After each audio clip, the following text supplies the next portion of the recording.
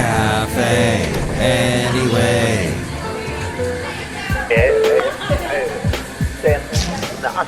Mike's Daily Podcast. Episode 1360, 70 something or other. 1373. That's what it is, 1373. I'm Mike Matthews, broadcasting from Cafe Anyway, located somewhere in Podcastro Valleyton.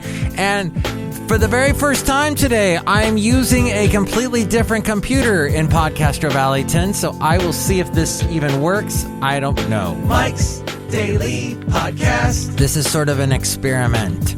We will also hear from Chely Shoehart, Floyd the Floorman, and John Deere the engineer. Mike's Daily Podcast. I've had a crazy, crazy weekend. It all began on Friday night. I was going to walk my dog Basil the boxer. All right. Well, what happened was I went to roll up my windows and something happened, and wouldn't you know, one of the windows wouldn't roll up.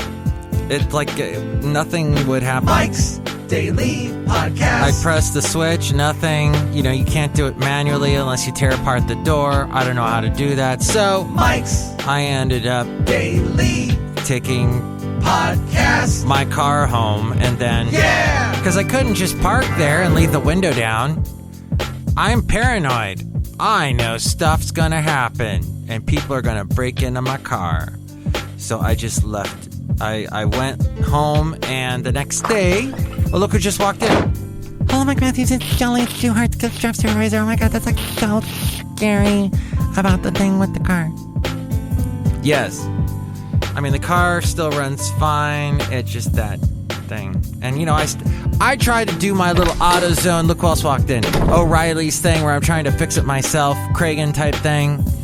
But no, my little...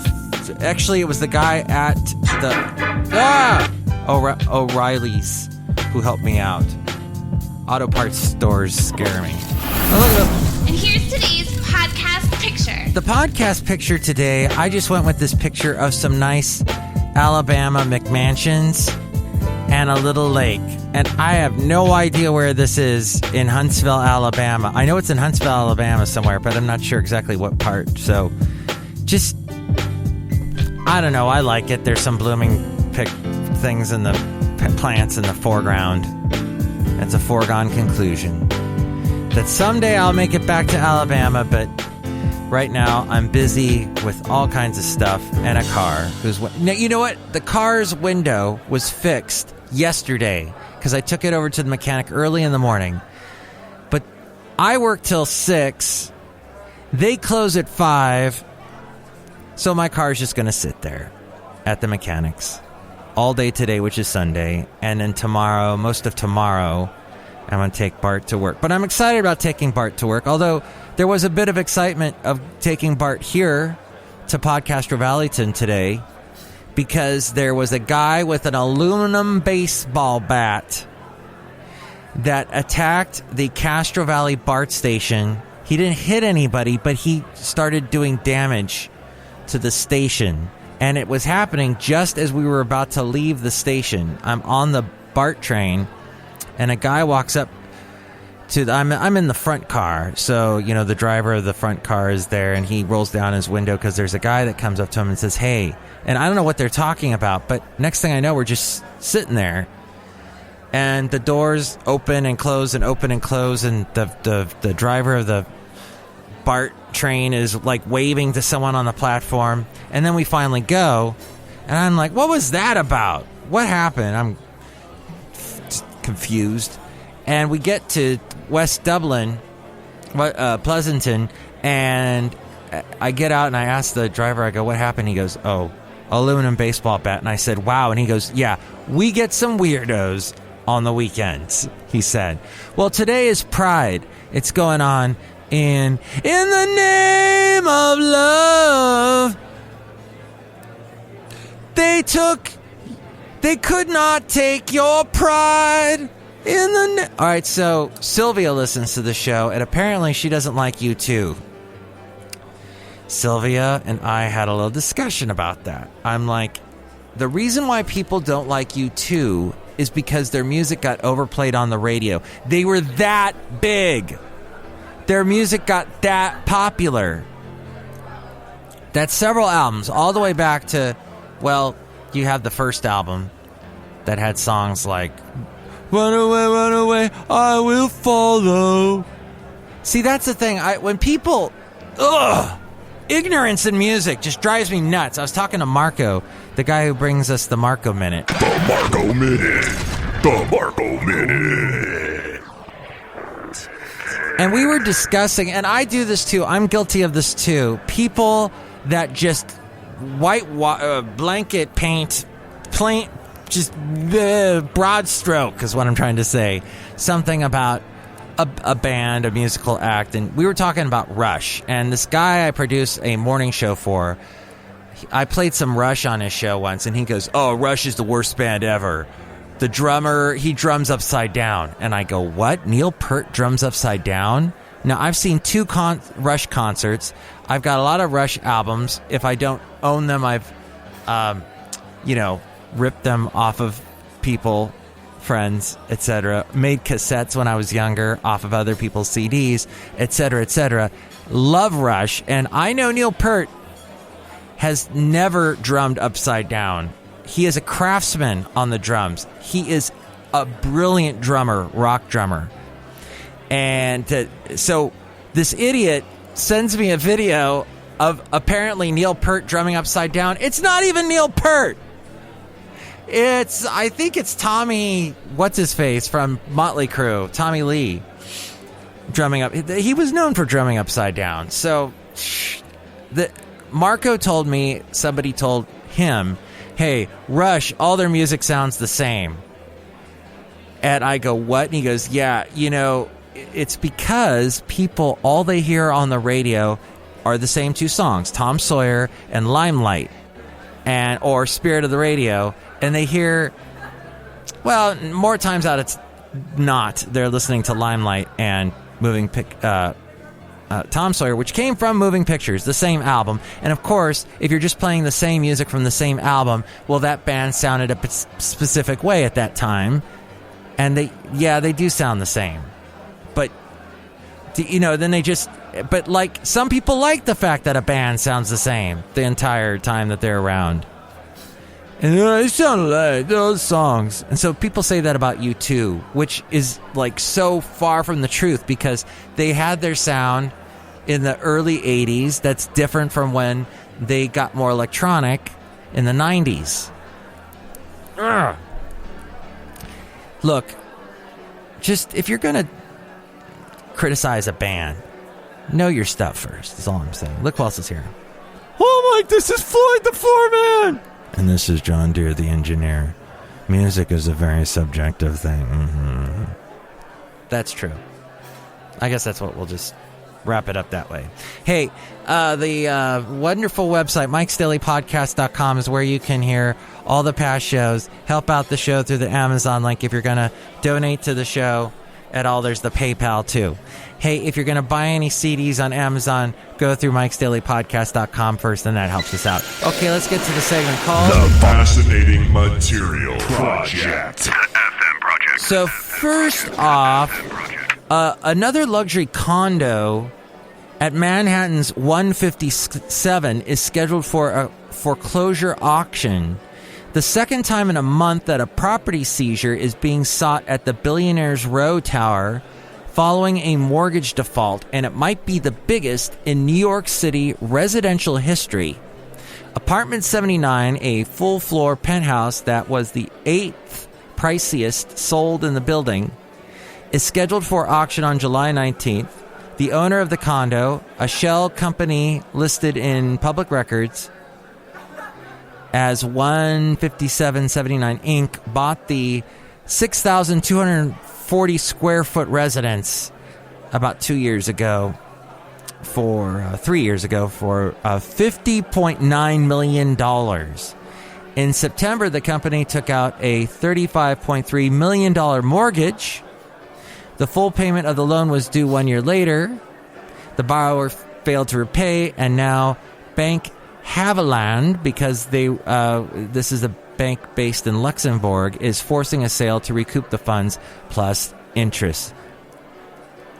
Lots of money involved in that. Speaking of Europe, as the United States grapples with the implications of Kremlin interference in American politics, European countries are deploying a variety of bold tactics and tools to expose Russian attempts to sway voters and weaken European unity. Across the continent, counterintelligence officials, legislators, researchers, and journalists have devoted years, in some cases decades, to the development of ways to counter Russian disinformation, hacking, and trolling. This according to the Washington Post.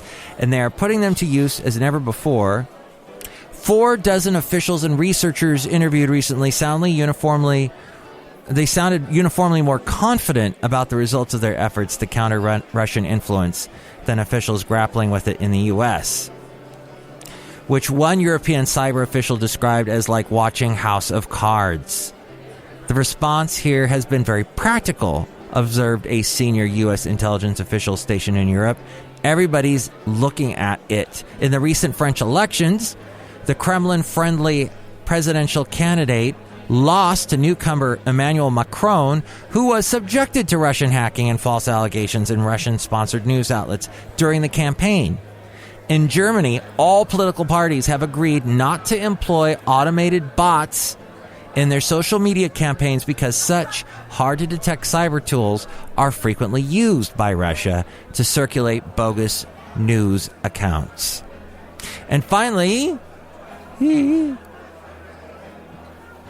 wait, I got 2 things. First off, this college professor who recently appeared on Fox News to defend Black Lives Matter event in which only black people were invited, has been fired. It was announced on Friday that Lisa Durden, a former adjunct professor at Essex County College in New Jersey, would be let go from her job following a heated argument on Tucker Carlson Tonight, a June 6th episode, while speaking about an all-black Memorial Day celebration hosted by Black Lives Matter group. Durden, who is black, told the host, "You white people are angry because you couldn't use your white privilege card to attend the event," she said. The former professor who taught communications and pop culture classes as an adjunct, according to the Newark Star-Ledger, also called America a racist society.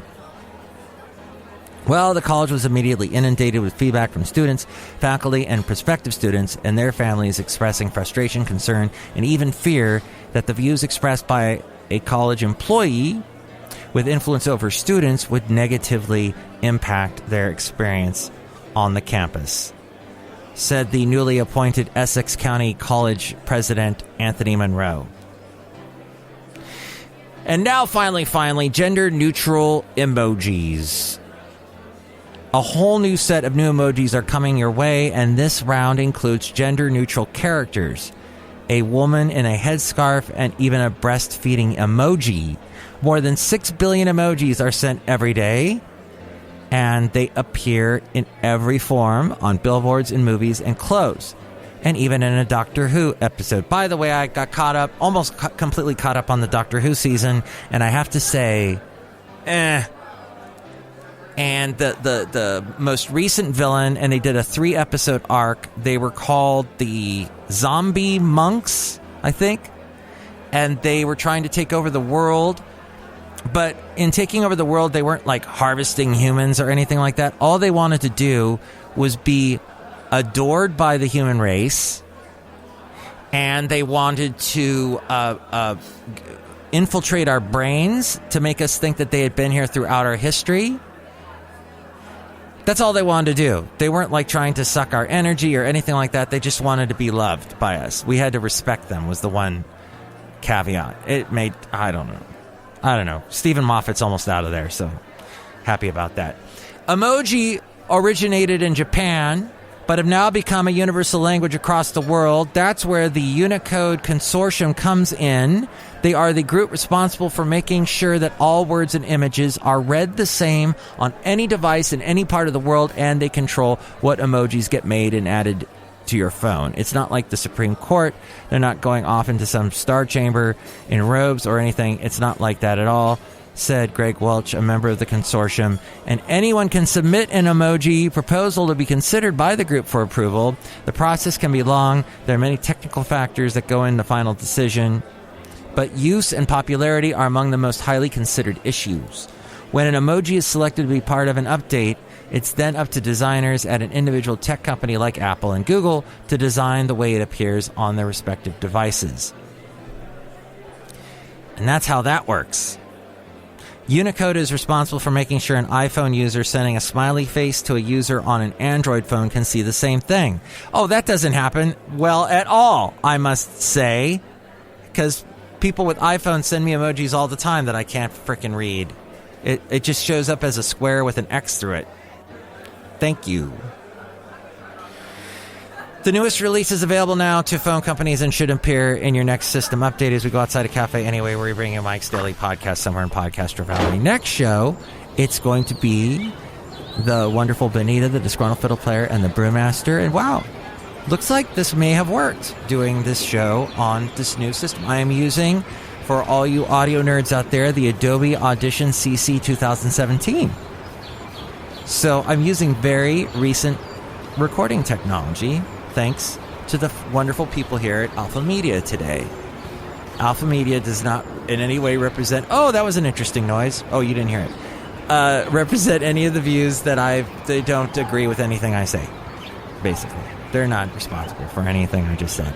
I don't know if I have to throw that disclaimer in there, but... And here's the lovely Ariel with another disclosure to close out the show. It's been a pleasure. At your disclosure, take care. Mike's Daily Podcast is written and produced and performed by Mike Matthews. His podcast is super easy to find. Download or listen to his show and read his blog at MIKEs-DAILY-PODCAST.com. Email Mike now at MIKEs-DAILY-PODCAST@gmail.com. See you tomorrow. Bye!